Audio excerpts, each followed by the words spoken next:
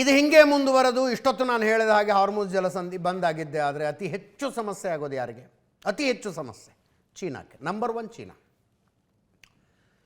ಚೀನಾಕ್ಕೆ 90% ಆಯಿಲ್ ಬರೋದಲ್ಲಿಂದ ಹಾರ್ಮುಜ್ ಜಲಸಂಧಿಯನ್ನು ದಾಟ್ಕೊಂಡೇ ಬರಬೇಕು. ಇರಾನ್ನಿಂದನೇ ಆಯಿಲ್ ತಗೊಳ್ಳೋದು, ಮ್ಯಾಕ್ಸಿಮಮ್ ಆಯಿಲ್ ತಗೊಳ್ಳೋದು ಇರಾನ್ನಿಂದ. ಚೀನಾ ರಿಕ್ವೆಸ್ಟ್ ಮಾಡಿಕೊಳ್ತಾ ಇದೆ, ಇನ್ನಿದನ್ನು ಎಸ್ಕಲೇಟ್ ಮಾಡಬೇಡಿ ಅಂತ. ಹಾರ್ಮುಜ್ ದಿಗ್ಬಂಧನ ಅಂತಾರಾಷ್ಟ್ರೀಯ ಹಿತಾಸಕ್ತಿಗೆ ವಿರುದ್ಧ ಎರಡೂ ಪಕ್ಷದವರು ಶಾಂತಿ ಹಾಗೂ ಸಂಯಮದಿಂದ ಇರಬೇಕು. ಬಿಕ್ಕಟ್ಟನ್ನು ಪರಿಹರಿಸಿಕೊಳ್ಳೋದಕ್ಕೆ ಇರುವ ಮಾರ್ಗ ಶಾಶ್ವತ ಕದನ ವಿರಾಮ. ಎರಡು ದೇಶಗಳ ತಾತ್ಕಾಲಿಕ ಕದನ ವಿರಾಮ ಒಪ್ಪಂದಕ್ಕೆ ಬದ್ಧವಾಗಿರಬೇಕು. ರಾಜತಾಂತ್ರಿಕ ಮಾರ್ಗಗಳ ಮೂಲಕ ಬಿಕ್ಕಟ್ಟು ಬಗೆಹರಿಸಿಕೊಳ್ಳಬೇಕು. ಬಿಕ್ಕಟ್ಟು ಪರಿಹರಿಸಲು ಚೀನಾ ಸಕಾರಾತ್ಮಕ ಪಾತ್ರ ನಿರ್ವಹಿಸಲು ಸಿದ್ಧವಾಗಿದೆ. ಯುದ್ಧ ಪುನಾರಂಭ ಆಗದಿರಲಿ ಎಂದು ಚೀನಾ ಆಶಿಸುತ್ತದೆ. ಚೀನಾದ ವಿದೇಶಾಂಗ ಸಚಿವಾಲಯದ ಹೇಳಿಕೆ ಇದು. ಬ್ರಿಟನ್ ಕೂಡ ಕೀರ್ ಸ್ಟಾರ್ಮರ್, ಬ್ರಿಟನ್ನ ಪ್ರಧಾನಿ, ಒಂದು ರೇಡಿಯೋ ಕೊಟ್ಟ ಇಂಟರ್ವ್ಯೂನಲ್ಲಿ ಅವರು ಇದೇ ಮಾತು ಹೇಳ್ತಾರೆ.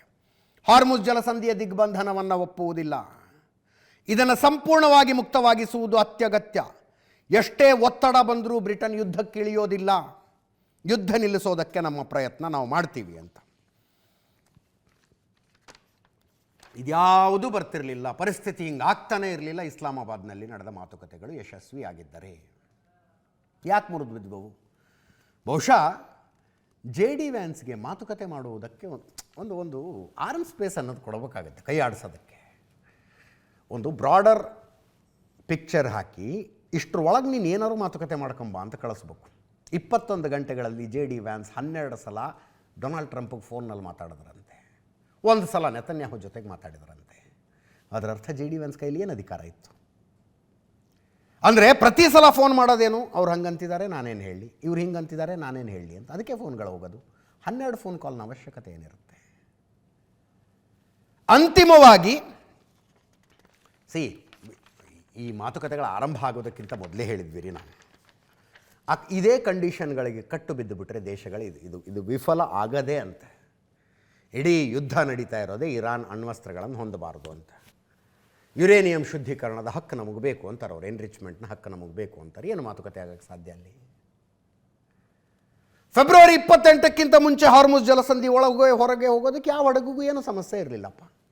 ಯುದ್ಧ ಶುರುವಾದ್ಮೇಲೆ ಅವರು ಅದನ್ನ ಹಿಡ್ಕೊಂಡು ಕೂತ್ಕೊಂಡಿದ್ದಾರೆ. ಆ ಹಿಡಿತ ನಮ್ಮದು ಮುಂದುವರಿಬೇಕು ಅಂತ ಇರಾನ್ ಹೇಳುತ್ತೆ. ಮಾತುಕತೆಗಳ ಮುಂದುವರಿಯೋದಕ್ಕಾಗತ್ತಾ? ಹಾರ್ಮುಜ್ ಜಲಸಂಧಿಯ ಮೇಲೆ ಇರಾನಿನ ಹಿಡಿತವನ್ನು ಮುಂದುವರಿಸುವ ಅವಕಾಶ ಮಾಡಿಕೊಡೋದು ಒಂದೇ. ನಾನಿನ್ನು ಮುಂದೆ ಸೂಪರ್ ಪವರ್ ಅಲ್ಲಪ್ಪ, ಬಿಟ್ಟು ಬಿಡಿ ನನ್ನನ್ನು ಅಂತ ಅಮೇರಿಕ ಹೇಳ್ಕೊಳ್ಳೋದು ಒಂದೇ. ಅದಕ್ಕೆ ಹೆಂಗೆ ಒಪ್ತಾರೆ ಅಮೇರಿಕನ್ಸು? ಒಪ್ಪದೆ ಮಾತುಕತೆ ಮುರಿದು ಬಿತ್ತು. JD ವ್ಯಾನ್ಸು ಒಂದು ಸ್ಟೇಟ್ಮೆಂಟ್ ಕೊಟ್ಟರು, ಹೋದರು. ಮಾತುಕತೆಗಳು ಮುರಿದು ಬಿದ್ದಿದ್ದಾವೆ, ಕೆಟ್ಟ ಸುದ್ದಿ ಇದು. ಅಮೇರಿಕಕ್ಕಿಂತಲೂ ಇರಾನ್ಗೆ ಕೆಟ್ಟ ಸುದ್ದಿ ಅಂದರು JD ವ್ಯಾನ್ಸ್, ಅಮೇರಿಕದ ಉಪಾಧ್ಯಕ್ಷರು. ಮಾತುಕತೆಗಳು ಮುರಿದು ಬೀಳುವುದಕ್ಕೆ ಅಂತಿಮ ಕಾರಣ ಏನು? ಇವೆಲ್ಲ ಕ್ಲೋಸ್ ಡೋರಲ್ಲಿ ನಡೆದಿರ್ತವೆ. ಎಕ್ಸಾಕ್ಟಾಗಿ ಗೊತ್ತಾಗೋದಕ್ಕೆ ಇನ್ನೊಂದು ಸ್ವಲ್ಪ ಟೈಮ್ ಬೇಕಾಗುತ್ತೆ. ಯಾರ್ಯಾರೋ ಮಾತಾಡಬೇಕು. ಮಾತುಕತೆಯಲ್ಲಿ ಪ್ರತ್ಯಕ್ಷ ಸಾಕ್ಷಿಯಾದವರು ಹೊರಗಡೆ ಬಂದು ಹಿಂಗಾಯಿತು ಅಂತ ಮಾತಾಡಿದಾಗ ಎಕ್ಸಾಕ್ಟಾಗಿ ಗೊತ್ತಾಗುತ್ತೆ.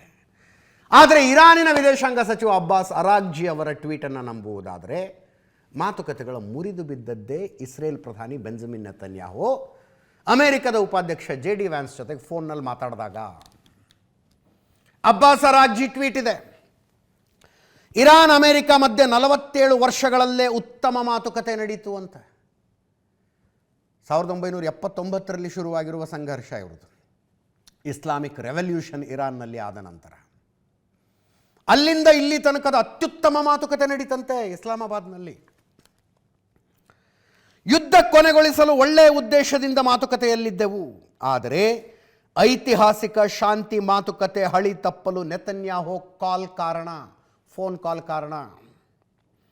ಸಂಧಾನದ ಚರ್ಚೆ ನಡೆಯುವ ಸಂದರ್ಭದಲ್ಲಿ JD ವ್ಯಾನ್ಸ್ಗೆ ಬೆಂಜಮಿನ್ ನೆತನ್ಯಾಹು ಕಾಲ್ ಮಾಡಿದ್ರು. ನೆತನ್ಯಾಹು ಕಾಲ್ ಬಂದ ನಂತರ ಅಮೆರಿಕದ ನಿಲುವು ಅತ್ಯಂತ ಕಠಿಣವಾಯಿತು. ಅಬ್ಬಾಸ್ ಅರಾಗ್ಚಿ ಇರಾನ್ನ ವಿದೇಶಾಂಗ ಸಚಿವರು ಟ್ವೀಟ್ ಮಾಡಿದ್ದಾರೆ. ಇದೇನು ಬಹಳ ಸುಳ್ಳು ಅಂತ ಅನ್ಸೋದಿಲ್ಲ ನನಗೆ, ಬಹಳ ಸುಳ್ಳು ಅನ್ಸೋದಿಲ್ಲ. ಬೆಂಜಮಿನ್ ನೆತನ್ಯಾಹುಗೆ ಅಥವಾ ಅವರು ಪ್ರತಿನಿಧಿಸ್ತಾ ಇರುವ ಒಟ್ಟಾರೆ ಇಸ್ರೇಲಿಗೆ ಆ ಭಾಗದಲ್ಲಿ ಇರುವ ಸಮಸ್ಯೆಗಳೇ ಬೇರೆ. ಈ JD ವ್ಯಾನ್ಸು ಡೊನಾಲ್ಡ್ ಟ್ರಂಪು ಹೆಂಗಾರು ಮಾಡಿ ಯುದ್ಧ ನಿಂತು ಬಿಡಲಿ ಅಂತ ಆಯಿತು ನಾಳೆಯಿಂದ ಲೆಬನಾನ್ ಮೇಲೆ ಇಸ್ರೇಲ್ ಅಟ್ಯಾಕ್ ಮಾಡದೇ ಇರೋಂಗೆ ನಾವು ನೋಡ್ಕೊಳ್ತೀವಿ ಬಿಡ್ರಿ ಅಂದರೆ ಇನ್ನು 3 ತಿಂಗಳು ಬಿಟ್ಟು ಇಸ್ರೇಲ್ ಮೇಲೆ ಮತ್ತೆ ಅಟ್ಯಾಕ್ ಆಗುತ್ತೆ ಹಿಜ್ಬುಲ್ಲಾ ಕಡೆಯಿಂದ. 3 ತಿಂಗಳಲ್ಲಿ ಶುರುವಾಗುತ್ತೆ ಅಟ್ಯಾಕ್ ಅವ್ರಿಗೆ. ಒಂದು ಸಲ ಯುದ್ಧ ಶುರುವಾಗ್ಬಿಟ್ಟಿದೆ, ಒಂದು ಹಂತಕ್ಕೆ ತಂದು ಬಿಡೋಣ ಇದನ್ನ ಅಂತ ಬೆಂಜಮಿನ್ ನೆತನ್ಯಾಹು ನಿಂತ್ಕೊಂಡಿದ್ದಾರೆ.